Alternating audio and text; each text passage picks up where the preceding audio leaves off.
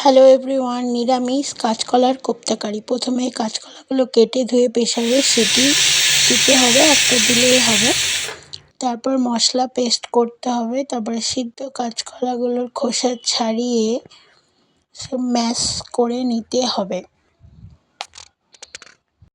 মাখাগুলোর ওপর নুন, হলুদ, জিরে গুঁড়ো, লঙ্কার গুঁড়ো দিয়ে বেসন দিয়ে ভালো করে মাখিয়ে নিয়ে গোল গোল করে নিতে হবে কোপ্তার শেপে।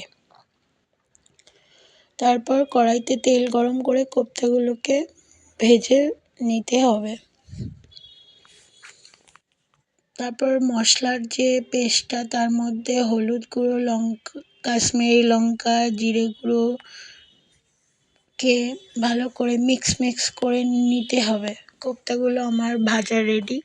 তারপর ওই তেলেই তেজপাতা, সাদা জিরে ফোড়ন দিয়ে মশলার পেস্টটা ঢেলে দিতে হবে। তার উপর দিয়ে নুন, স্বাদ মতো চিনি দিয়ে মশলাটাকে ভালো করে কষিয়ে তেল ছাড়ার পর জল ঢেলে দিতে হবে। তারপর কোপ্তাগুলোকে দিয়ে দেব ফুটে গেলে ঝোল। তারপর ওপর দিয়ে একটা চেরা কাঁচা লঙ্কা, ধনেপাতা ছিটিয়ে দিয়ে অল্প ঘি আর গরম মশলা দিয়ে দিতে হবে। তাহলেই রেডি নিরামিষ কাঁচকলার কোপ্তা কারি। কেমন লাগলো জানিও।